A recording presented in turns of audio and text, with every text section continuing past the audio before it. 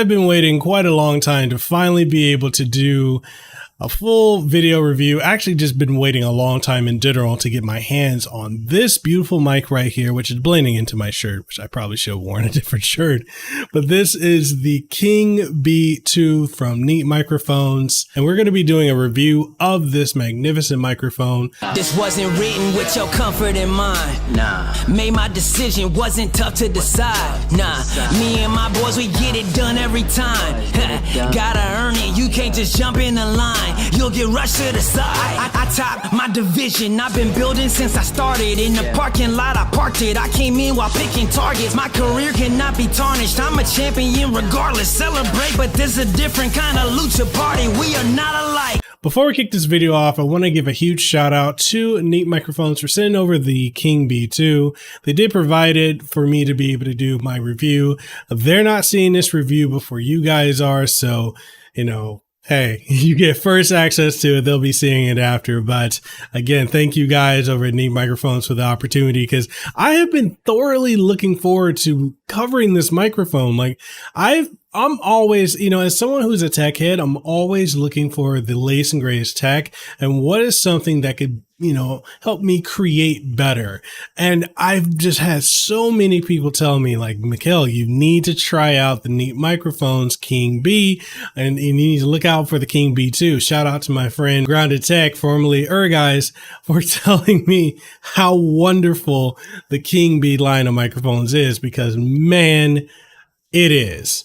It is truly amazing. So in this video, we're going to be doing the unboxing setup. I'm going to show you guys what it sounds like in a curated room and an uncurated room, as well as do comparisons with this microphone to a couple other microphones, and basically just give you guys a little background on it and then go from there. But before we do all that, make sure you sub to the channel, ding the notification bell. That way you stay up to date on all the latest and greatest content that comes from this channel. And if you want to support the content that we do, make sure you head on over to patreon.com/MikhailCasanova or over on Ko-fi.com/MikhailCasanova for early and exclusive access to content, behind the scenes, and input on content that is coming up in the future. All that being said, let's go ahead and dive into this review of the King B2. So one of the things about the King B2 you guys should definitely come to know is the fact that this is a condenser microphone. And with it being a condenser microphone, well, that means that it needs to utilize phantom power to operate, which is usually a switch on your audio interface, or sometimes it's built into the audio interface. Like right now, I'm utilizing the GoXLR Mini for this setup, although I also have the regular GoXLR as well as the AVerMedia live streamer NEXUS, and all three are capable of outputting that 48 volts of phantom power required to operate this microphone. So if you're trying to use this with, say, an XLR to auxiliary input or 3.5 millimeter input, just know that that's not going to work at all, because it's not going to power it or send enough juice to this power hungry mic. Now, in comparison to the original King B, this does have the same capsule size, which is a large diaphragm capsule, which is roughly about 34 millimeters, and it does have a cardioid pickup pattern. And when comparing this to the original King B, roughly all of the specs of this microphone are the exact same as it was on that one, with the exception that this has a lower self noise of about 1 decibel, with this being, instead of being 7 decibels, which is what the King B had, this one's 6 decibels. So overall, that might seem like it's not that big of an upgrade, and you might as well get the original. I'm just going to say this right now, that's pretty substantial, even if it's only 1 decibel. That means a lot, especially if you do voiceovers, singing, recording, all that good stuff. That's going to make a bit of a difference. Now, what I do love about this is the shock mount that it comes with. This is called the Beekeeper, and I love the bee theme. It's kind of crazy. I was talking to my wife, Leahua Superfina. We were talking about how, you know, it would be kind of crazy if Neat Microphones did something with, like, you know, a bee organization, because like the whole bee, you know, the whole thing is just it's cute, you know. But anyway, so this is the Beekeeper shock mount that comes with it. It's specialized for this particular microphone, and it is perfect. I don't have to worry about, hitting like here and then it's going to reverberate into the microphone, or hitting my desk and it reverberates. Like this does it really well at rejecting any type of reverberations and additional sounds that can come straight through the boom arm. Now, given how heavy this thing is, this is not a light thing. It weighs in, I believe they say the capsule itself is about 4 pounds, but overall with the Shockmount, you're looking at this being about 5 to 6 pounds, give or take. It's a chunky boy. This is a pretty much a whole metal build, with I believe the only thing that is plastic is probably the pop filter casing that's on the internals. But outside of that, it's a chunky boy. Like this is a straight up weapon if you wanted it to be one. Don't go hurt nobody with this. Just please don't hurt nobody with it. But anyways, it is a chunky boy. And I thought this microphone, which is the one I've been using for 3.5 years, the Rode Procaster, I thought that with the shock mount that it comes with was chunky. No, this has nothing on that. It's crazy how much heavier this thing is. The other cool thing, if we were to talk about the way it sounds, so right now you're listening to me talk with this being in a curated room. I got my panels up, which you might hear a little hissing in the background, which typically is going to be because of the sound coming from my laptop that I have at this station, and also my Xbox refrigerator, because that thing just is loud in general.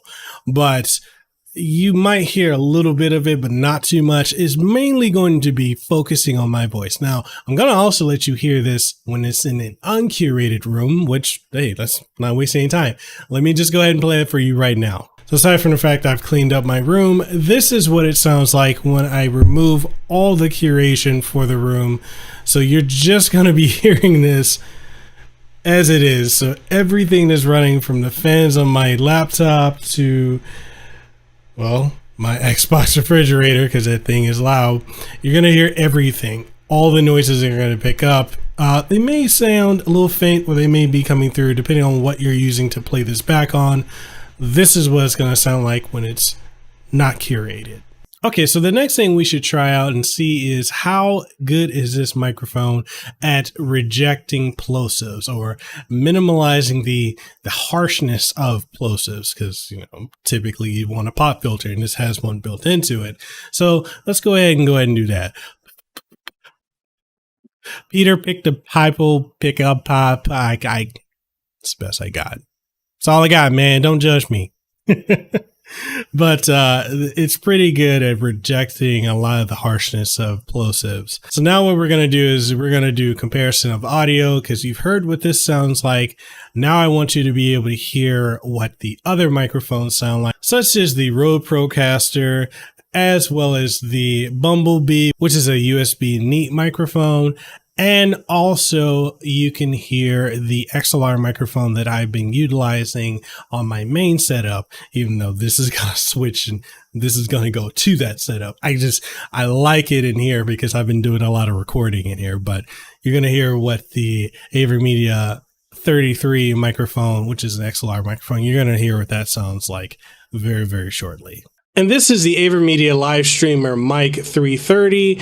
This is the XLR microphone I was using for roughly about a year. Nothing at all wrong with this. This is a $100 microphone, and it sounds every bit much like it. There's nothing wrong with it. It's just the microphone that I was using in my main setup right here. And honestly, between this and the other mics, I started just using the BumbleBee too, because it's such a better microphone than this. And this is interesting to say because this is, a dynamic microphone. Again, nothing is wrong with it. It's just I prefer the sound of the neat BumbleBee 2 as opposed to the Live Streamer Mic 330. But we're going to do the plosive rejection. That way you guys can know what that sounds like. So, Peter picked the pickle, prancing powerfully, poignantly, powerfully, purposefully, pointedly, and I got nothing else. Anyways, that's what this sounds like. The AVerMedia Live Streamer Mic 330. So this is what it sounds like if I'm utilizing the BumbleBee 2, and this is at my main setup. Now this has, volume control, gain control, and everything that's built onto it, as well as the mute interface, and it can sit on just about any boom arm. This is one of the microphones I've been using for the last almost 2 months, and it's one of my absolute favorite microphones. So if you're wondering what it sounds like for like plosive rejection, then here we go.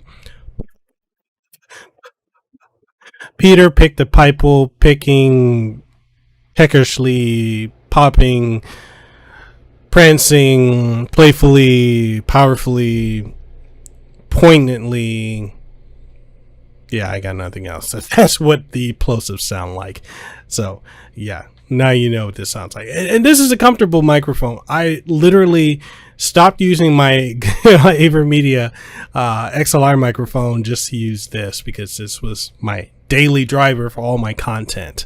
Well, it's changed now that I've got the King Bee 2, but this is what this sounds like, and I want you guys to be able to know. And this is me utilizing the Rode Procaster dynamic microphone. So this is what's been my bread and butter for the last 3.5, almost 4 years. I've been using this mic almost exclusively for a lot of voiceovers and recordings that I've done. So if you're curious about what it is that I use, well, now you know. This is what I use. Now, if you're curious what the King Bee 2 sounds like when you're singing into it, well, check this out. I got something for you. It's 5 o'clock and I'm around your way. Just got off working, girl, it's been a long day. Been thinking about it, the way you be screaming, shouting so loud where all your neighbors know my name. Enough about me, baby, how you doing, girl? He ain't been treating you right, I'ma rock your world. So I wanted to let you guys be able to see how I have my King Bee 2 set up to work with the GoXLR, because I'm sure many of you may be using it. If you're streamers, you might be using the GoXLR Mini or the GoXLR. These same settings can be used on them. And as you guys can see with the gate section here, I've got threshold set to negative 54 decibels, attenuations at 14%, attacks at 60 ms. Release is at 110 ms. Now when it comes to equalizer, my bass, mid, and treble, my bass is at a 3, with my mids at a -1, treble at a 6. And if we head on over here to, if you really want to get into the nitty gritty of the equalizer, if you're not content with bass, mids, and treble, you want to see what they are individually. My 90 hertz is at 3, 160 hertz is at 3, 480 hertz is at -1, 1.5 kilohertz is at -1, 4.5 kilohertz is at 8, and 7.8 kilohertz is at 6. Now, you can always do fine tuning if you check this box here. But if you want to check out and see what we have for the compressor, if we look at it from a bass, just if you don't want to get into the nitty gritty, for my settings, and this is all reflective of my voice, I have it set to 70. But if we go into the nitty gritty of it, you can see here that my threshold is at a -26 decibels. My ratio is at a 2:1. My attack is at 6 ms. My release is at 55 ms.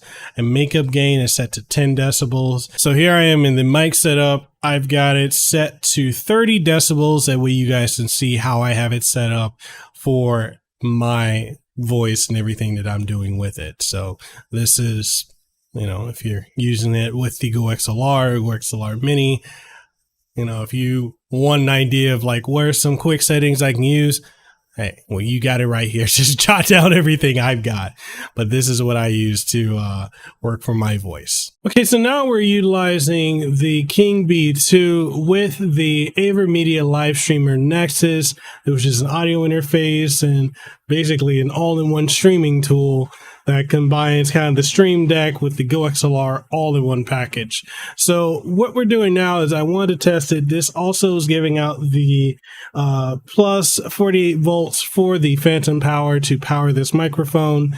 And I also wanted to showcase the settings that I have for this mic. So if we switch on over here, what I want to do first, so you can see here on my left side, or my right rather, if you're looking at it from the video perspective, you can see where I've got the majority of my settings for this microphone. I've got my mic volume all the way up. My gain is down to 20 decibels, and that's important because you don't want to overshoot that. You don't want it coming out too loud. My threshold as a whole is set to negative 67 decibels. My compressor threshold is at negative 30 decibels with my, if we were to go up, so my equalizer settings for the treble, mid, and bass. So treble is at 65%, mid is at 55%, bass is at 77%, and I have echo and reverb completely turned off, and they're not in any way being affected or utilized right now. So one other thing I want to turn on is I want to dive deeper into the settings here. We're going to expand this so you can see it a little bit more clearly. Now we're looking at the microphone effects. So if I were to go to my noise gate, these are the settings that I'm utilizing with the live streamer NEXUS for the King Bee 2. So my threshold is at negative 67 decibels. My attack time is at 3 ms. Hold time is at 37 ms. Release time is at 110 ms. Now, if I go over to my compressor, my settings for that, the threshold is at negative 30, ratio is at 23%, attack time is at 46 ms, release time is at 22 ms, and output gain is at 0.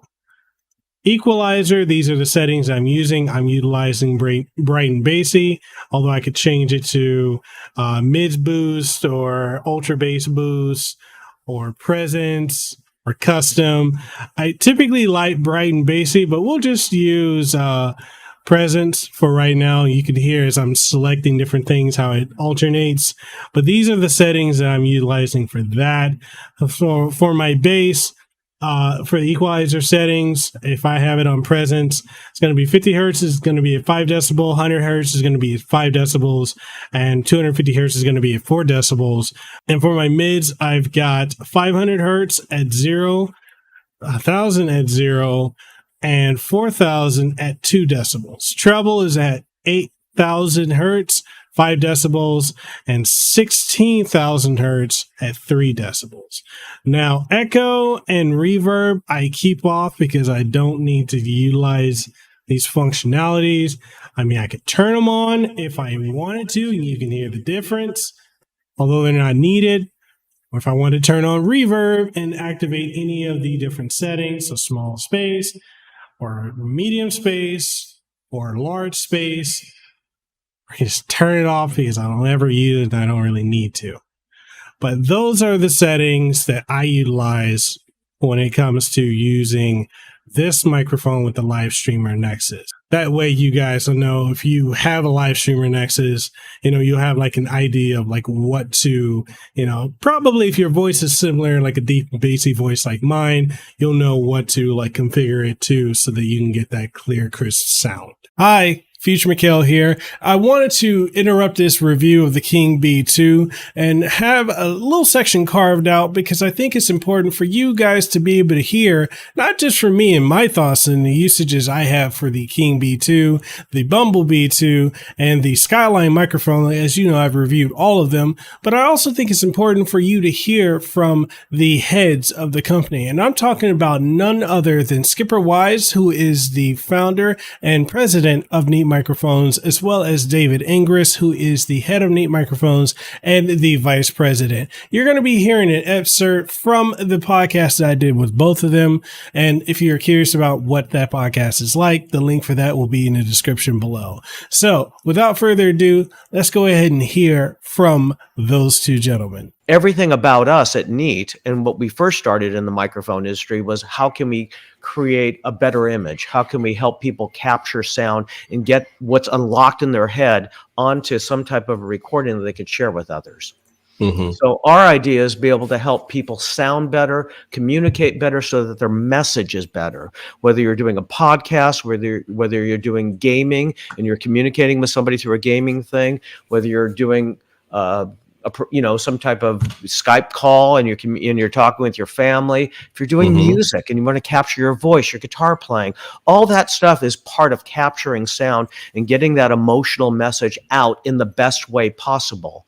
I always call this an insurance policy when we create products, because you want to concentrate on your art. You want to concentrate on your message. You don't want to worry about how it's being delivered. That's our responsibility, and we take great pride in that. We have a lot of independent content creators and independent podcasters who are setting up their own studios.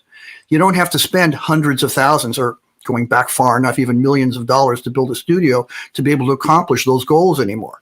I've got the advantage of what's happened in the computer industry, these incredibly powerful computers that you can buy for $1,000 or $2,000.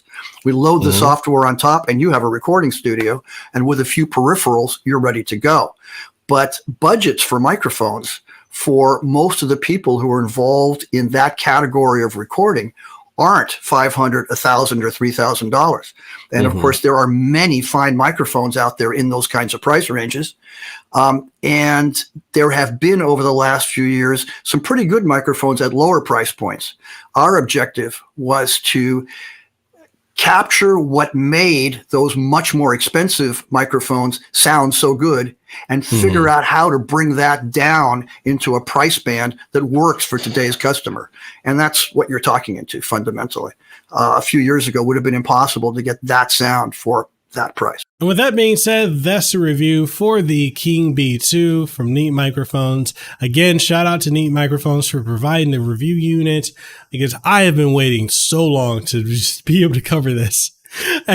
I love this microphone. Like, I typically have been just exclusively using dynamic microphones, and the fact that I have this now, this is my go-to microphone for everything that I'm doing, from voiceovers to live streams to, these YouTube videos that I'm doing here, TikTok videos and the like. Everything's going to be utilizing this microphone, because this right here is the new GOAT. And especially with the price of this compared to like the Rode Procaster and many other microphones, this is a steal. Anyways, what do you guys think? Let me know what you think about this microphone. Are there things you like, you didn't like? Let's sound it off in the comment section down below. And if you want to pick this up, I will have Amazon affiliate links down below. It doesn't cost you anything additional to purchase it using the affiliate link. I will get a little bit of a kickback if you do purchase that or anything else from utilizing the link. And it goes into helping out the channel and keeping it afloat, and, just all the good little knickknacks we need to keep it running. All that being said, if you really enjoyed this video, make sure you like it, share it with someone you think would find this informative, sub to the channel if you haven't already, and if you want to support the channel and the content that we put out, head on over to patreon.com or coffee.com/Mikhail Casanova.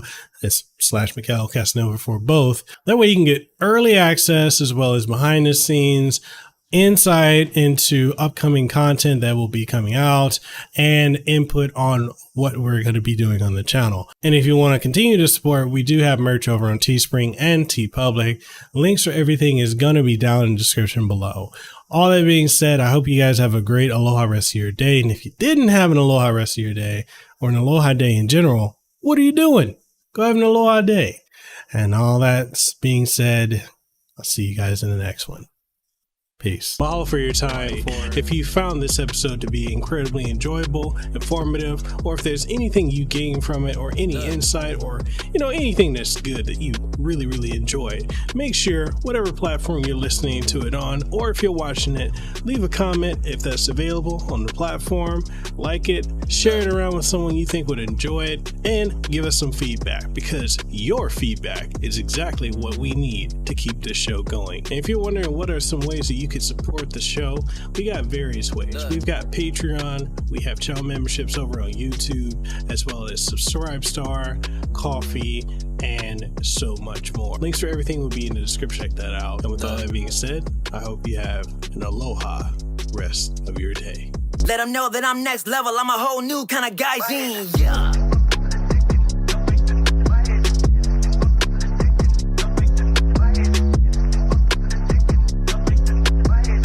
Yes, at the top spot in case you forgot.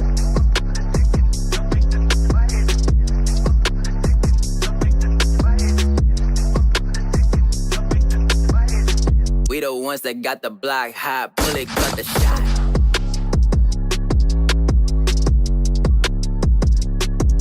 Yeah.